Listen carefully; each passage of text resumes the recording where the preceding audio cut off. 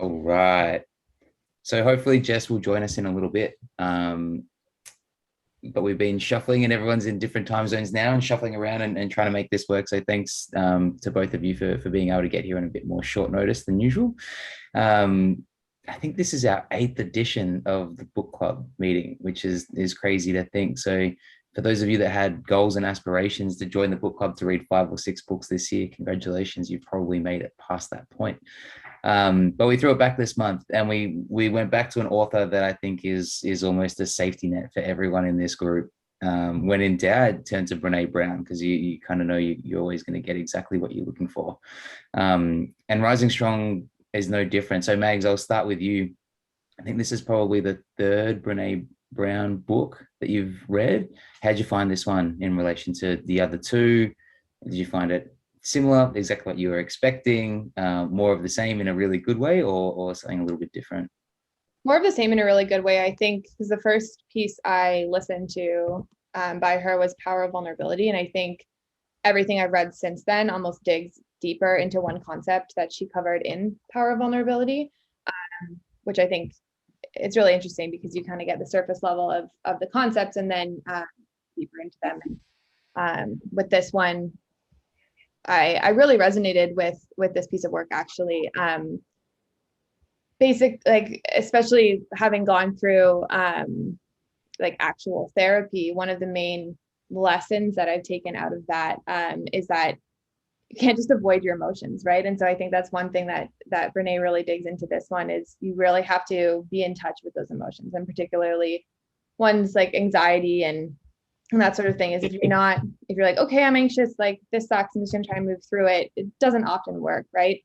Acknowledging it and getting to the bottom of what it might be, and like Brene kind of digs into deeper in this piece, is that you then come up with your solutions as you're trying to understand what the cause of whatever emotion it may be is. So I think that this piece, in terms of like the work itself, was quite similar to her other pieces, but it was this particular concept that we dug deeper into in Rising Strong that I feel I resonated with pretty strongly.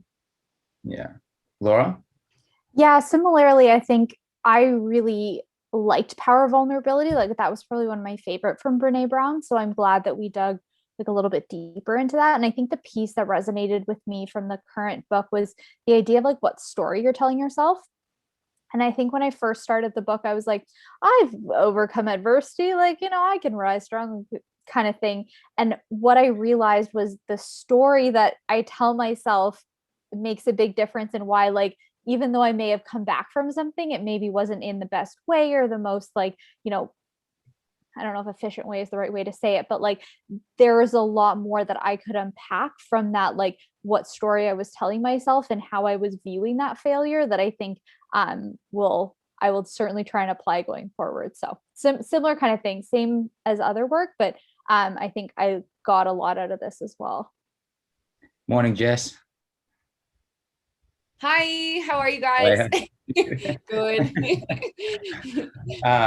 So just going through and kind of just gauging, I guess, like what your main takeaways were, what you thought of the book. I know you're a big Brene fan.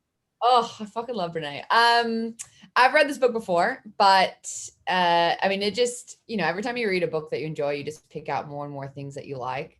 But one thing that has stuck with me more this time is when she talks about like, do you think people are doing the best that they can? Because like obviously in the time we're in with like all the debate between, like vaxes and is COVID real and like, the media and the fear mongering and all this stuff, like, it's been really interesting time. And I've had to like really it's been a really good lesson because like with like the protests and stuff we've had here, like I've found myself really triggered by things, and I've had to really like pull myself out and go, cool, like, maybe try and understanding like where people are coming from a bit more, or, this person's doing this because of, this information. So I love this book. I love, like, I even on my phone case says, meet me in the arena. Like I made it myself. I'm such a loser, but like I love that quote to begin with. But this whole book I think is just like so valuable for you know, like, I mean, every human, it's about, you know, failing and rising up from the ashes and getting in there and getting dirty and opening yourself up to vulnerability. And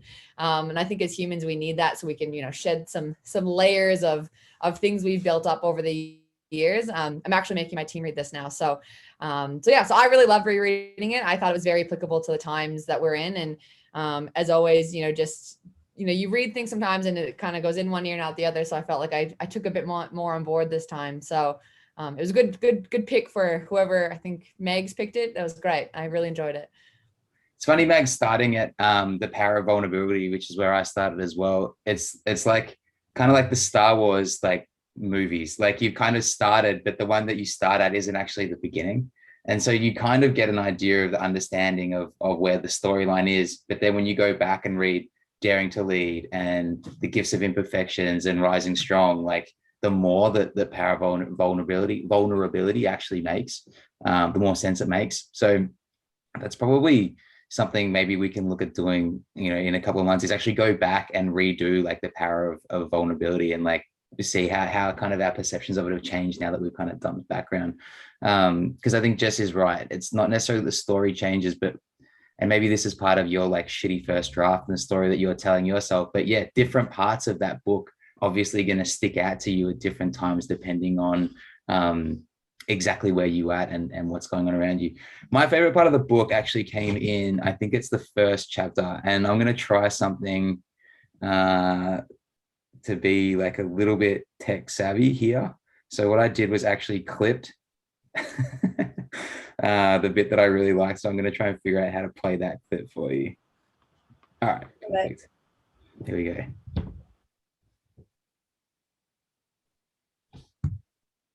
The suspense is probably killing you guys too. Here we go. That really hurt. You hear that? But this is important to me, and I'm going in again. My gut reaction is, what a badass. There are too many people today who, instead of feeling hurt, are acting out their hurt. Instead of acknowledging pain, they're inflicting pain on others.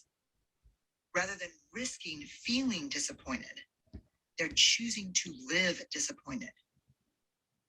Emotional stoicism is not badassery. Blustery posturing is. So that was the big one for me. It was like emotional stoicism is not, it's not badass. It's not brave. And I think maybe particularly as a young man too, coming up as like a teenager in early 20s, I always feel like I was so like emotionally volatile, and probably like those emotions, particularly for males, are more like anger, aggression, things like that, like rage. And I kind of see this development of myself where it's been trying to control that, but I think I've almost gone too far across the other way, where it's like not feel anything as a way to like stop reacting to those first emotions. So it's kind of interesting and I guess confronting as well when that part of the book is like, okay, it's not actually about being a sociopath and not feeling anything. It's just about being able to take a breath before you like react to certain feelings, or digging a little bit deeper in the feeling of like, why am I feeling like this and what's causing that? All right. So yeah. Laura, I'll kick back to you. Favorite quote, favorite like one or two sentences that you're like, yeah, this sums up exactly what this book means to me. Yeah, okay, I have a quote written down. So people who wade into discomfort and vulnerability and tell the truth about their stories are real badasses. So I think not dissimilar to you, but like I think for me, vulnerability has always been quite difficult, and I've always felt like it was a weakness for me. It was like, if I can step back and just be more stoic, like not show that vulnerable side, that's like a strength, and that like kind of outer shell is something that like I was proud of. And I think that quote is one that I need to like keep resonating with myself, that the more I can like recognize my own vulnerability and bring it to situations, the more I get out of them. So that was one that I think stuck with me in particular. Yeah. Mags? Yeah, I had a few, so I'm gonna try and just narrow it down, and I'll pick one that's kind of a bit different than those two. But shame is much more likely to be the cause of destructive behavior than the cure. Guilt and empathy are the emotions that lead us to question how our actions affect other people, and both of those are severely diminished by the presence of shame. I was always captivated by her definition of shame when I read The Power of Vulnerability. So every instance of that I really clung on to. It's an interesting word. But I think it's something that not a lot of people can identify, but let alone separate from guilt. So I think that being able to identify what shame is and how destructive it can be, and separating that from the feelings of guilt and empathy, is a really important lesson that I took away from the book. Yeah. Jess? Unmute myself. So my favorite quote is the man in the arena quote, but what Brene says on it that I have written down is that she says, I want to be in the arena. I want to be brave with my life. And when we make the choice to dare greatly, we sign up to get our asses kicked. We can choose courage or we can choose comfort, but we can't have both, not at the same time. Vulnerability is not winning or losing. It's having the courage to show up and be seen when we have no control over the outcome. Vulnerability is not weakness. It's our greatest measure of courage. I love that. It's just like, I mean, it's like how I think everyone should live their life. And I think in like these times, especially like I have a lot of girlfriends that are single. And they've like, you know, I think it's hard in the dating world these days a little bit, you know? And so I've like had a few girlfriends. So I'm like, get in there, like tell them how you feel, like, you know, like show the vulnerability, like don't be crazy, but just like, you know, don't be crazy, but like, you know, put it out there. And you know, and the difference, like even on the first date. I don't know, no, not at first, but you know, like it's really interesting. It's just happened recently, which is why it's kind of stuck with me for this book, and maybe it's just weirdly coincidentally resonating. But I just said, look, if he doesn't want to get in the arena with you and wants to run away, I was like, that's his loss. I'm like, you know, like you got in the arena. If he doesn't want to be in there, bye, like catch ya, you know? So, I mean, it's very variable against many instances, but in my life currently, that's a big one that's come up a lot. So, I just love that quote. Sorry, Max, go. I was gonna say, I have one that kind of aligns with that. It's that when we stop caring what people think, we lose our capacity for connection. But when we are defined what people think, we lose the courage to be vulnerable. I think kind of similar to that. I have two thoughts on that. I think the first one, I'll start with Mags. She actually, it might not be in Rising Strong, but when she talks about her square squad, right? So it's like you have a piece of paper that's like 1 inch by 1 inch, and you can only fit like 5 names on it. And basically like those 5 names are the people that you care the most about, and therefore like their opinion of you matters to you. And I think that's kind of to go back, Mags, what she's talking about there is it's not that you don't care what anyone thinks about you, but you need to be selective of whose opinion of you do allow in and allows you to react to and respond to and live up to. I think that's kind of the way that you do get, you know, you do connect with specific people, but you don't need, like Jess said, you don't need to connect with everyone, right? And if we look at, you know, how much attention you kind of have over the course of the day, I guess the more connections you try to have, like the less of yourself you potentially give to every one of those connections, because you're trying to manage and foster 100, 200, 300, right? Instead of like really good 5, 10 or 15. I don't know, Jess, maybe you kind of noticed this too, but I think definitely through your mid to late 20s and definitely your early 30s, like you just become, I don't want to say time poor, but like you're so much more selective with like the time that you have, and you notice that your friendship circle evolves as you go. Like you just get to a point where it's, I don't even have enough time to spend time with the people I really want to spend time with, let alone like spending time with people I don't want to spend time with. So I feel like that's an interesting evolution as well. But to your dating analogy, do you think that's a little bit like the first date is like when she's talking about in Dare to Lead, the CEO who's like, I'm all in, I'm just going to go to the board and tell them I don't have a clue what I'm doing. I feel like that's like the first date analogy. She's like, don't do that. Maybe not on the first date, but, you know, like it's fun. I think, you know, I think people can be so scared of getting hurt, but you know, I'm like, why not get it out there now? And if they're not on the same page, like then you can move on. There's plenty of fish in the sea, you know? Yeah. Keanu Reeves actually has a really good quote about it, where he's like, I'm not sure why people are so hurt by rejection. Like it's someone else's bravery, not wasting your time for the next like 12 months, basically. Yeah. Right. You're welcome. Just go around and do a few favors and just reject a whole bunch of people. I say that now, but if I was single, like I can't imagine what it's like to be in the dating game. No thank you. Yeah, that's another game that's changed a lot. Do either of you or any of you three, do you guys journal? Do you like make time to write? And I guess my follow-up question from that would be, if the answer is yes, how much of that do you see as like your first draft journal? And in terms of like, how much do you feel you're somewhat curating what you write? Has that been a skill to develop a point where you learn to stop filtering and just writing, and it's okay to write stuff that you're not necessarily happy with or agree with most of the time? It's just a very much here and now. Because I definitely like am a proponent of journaling and writing as opposed to thinking, because I think once you see the things that are reverberating in your head on paper, one, you normally see how like small it actually is when it's only a couple of words and it stops it spinning and vortexing. But I also get to the point where I'm like, you're almost like writer's block. It's like, okay, I'm going to write this down, and you start to write, and then all you're thinking about is like, oh, it's finally empty space for the first time ever. So for you three that do it, how have you taken that transition from, I guess, like, or is it a transition from writing basically anything and seeing what happens and trying to kind of turn off that filter when you write, or is it you're specifically going down to write a specific something? Or I'll start with you, Jess. We'll go in reverse this time. Like how do you go about doing it?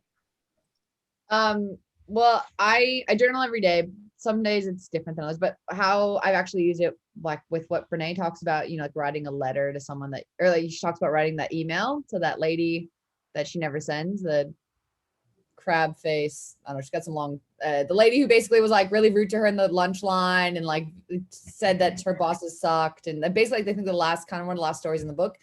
I use journaling kind of like that, where if I need to like, if I have a stressful conversation or a situation that might be, like it's bothering me, I kind of shitty first draft it, and I try and do it 3 days. So I kind of set up 15-minute blocks for the 3 days. And then by the third day, I've actually like rid the emotion out of it, the situation. So if I either, you know, maybe it's something I need to have a conversation about, then I'm much better going into the conversation with a level head. Or if it's just like, you know, a rude fucking email I got from a member, I can also let that go without having to fire it up at all. But I read somewhere that like journaling for 15 minutes over a situation for 3 to 5 days is actually really good at letting you, I can't remember where, but get out of it, like unbreak the, you know, like the loop you get stuck in sometimes when you're thinking like, oh, I should have said that, or I should have said that. So, you know, getting all of those out on paper, I found after about 3 days kind of like settles my nerves. So that's mainly how I use my journal if I've got something going on. Yeah. Laura? I started journaling because it was one of those things where I was like, oh, like other people are doing it, like I must do it. And I'm telling you, like I wrote it like somebody was going to read it. Like I wrote it like what I thought people should write. Like, what am I grateful for? Like, what did I struggle with? And I wrote it like very curated. And after like a month of this, I was like, this isn't helping. Like, I don't know what's going on. And like, I talked to a friend about it, and she's like, well, what are you writing? I'm like, oh, do you want to see? And she's like, if you're asking me to see it, like, what are you writing? Kind of thing. Like it can't be like what you're actually feeling. And like, I think that's an issue for me, like ongoing, is that I'm always like, oh yeah, it's fine. It's not a big deal. Like I can deal with this. I compartmentalize it, like whatever. And I was treating journaling like that too. And I was just writing what I thought people like wanted to hear. And I need prompts. Like I'm not somebody to just like freeform write, but I found like the more I could practice doing it and practice just writing what I feel and not like worrying about it. And like, even if I feel like resentment towards someone or anger, that doesn't mean I'm like an angry person or a resentful person. It just means I have these feelings and this is how I'm going to work through them. So it took a lot of practice for me. And I think I still catch myself like writing what I think somebody would want to hear. And it just is like, I think continuing like every day to try and write what I feel and try and check in with myself. That's just like, you make small bits of progress. Like I think it's something I'll always struggle with, but I don't think there's any way to make progress without just like showing up every day and like trying your best kind of thing. I guess that's scary too, right? Because you probably think like, if this is something that I'm curating that's for no one else, like how much do I actually do that like day to day, right? Yeah. I think I'm especially in a corporate world, I'm good at putting on what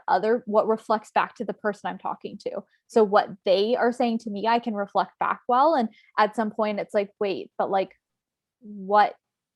where do you lose yourself in that process? So I think journaling is a good way to like check in with yourself, but you just have to practice that like art of like, okay, what am I actually feeling, and pausing for a minute and like taking that time to like figure out what it is and then write it on the paper. And like that thought process has almost been better for me than even like writing it down. Yeah. Are you guys first thing in the morning or like last thing at night, or just intermittently whenever during the day journalers? I do it in the evening, like before bed. I just whenever I can. Yeah, if ever, it'd be evening for that kind of like daily journaling. I find that one use of journaling that I found really helpful is in situations where there might not be like, particularly relationships where there might not be closure. Writing a letter to that person can give you that sense of closure. Even, you know, writing it like, okay, maybe I send this, maybe I don't. Obviously it's a shitty first draft, getting everything out and then, you know, kind of looking at it. And even without sending it, sometimes it gives you that closure because you've thought through everything. You've had that conversation almost with yourself. You can maybe even anticipate what they're going to say back and just kind of go through those motions to give yourself that closure, which I found very interesting use of journaling. Yeah. For anyone that's listening and thinking of journaling, I think the first draft is important in terms of its name. Like you don't have to try to come up with it in your head before you start writing. And I think probably that's where I struggle the most too, is like, it's just start. It doesn't matter if what you've written ends up being the middle or the end, or you work backwards, right? It's just about like getting something down on paper and kind of going from there. Is that, for the three of you, is that skill, that ability to kind of write in order to take a breath and work through things, is that, or has that been, or is that your biggest takeaway and implementation from the book? Laura, I'll start with you. I don't know if it was my takeaway so much as like it reinforced that I needed to keep doing it and reinforce like the importance of it. Cause I think sometimes I do things because I think I should, kind of thing. And I think what this book reinforced was like what the point of me journaling was and what the point of me writing these things down and like what I'm trying to get at, kind of thing. So like I think the answer is yes. Yeah, Maggie? No, I don't think that was the biggest thing. I think the biggest thing that I got out of it was almost the same concept of what you get out of journaling, but more so not necessarily the act of journaling itself, but more so that like rumbling with your own emotions, your own things that are going on, was my biggest takeaway. Yeah. Jess? I don't know. I was already doing journaling, but I don't know if this is where it came from. So maybe it's very possible. Yeah, I think like I was already doing it, but like reinforced. Yeah, I think I'm the same.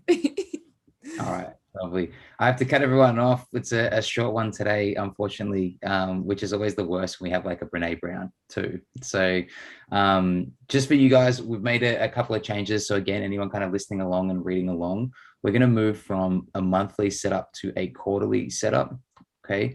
So I'll put some dates in the book club Facebook group, and Mags will chuck a link below this one as well, just to make sure that, like, I don't know about you guys, but I found sometimes there's an element of pressure with the deadline coming up when it's like every month, and some books being longer than others, and I'm almost forcing myself to kind of hustle through them just to get them done for the meeting, and not really actually being able to take the time to kind of digest them, implement them properly before it's like on to the next book. So hopefully that will help kind of cement a lot of the stuff that we're reading and make it. And I'm also, like, I'm sure you guys are too, you kind of reading on the other side of this as well, some other bits and pieces. So I definitely don't want to take that away from anyone.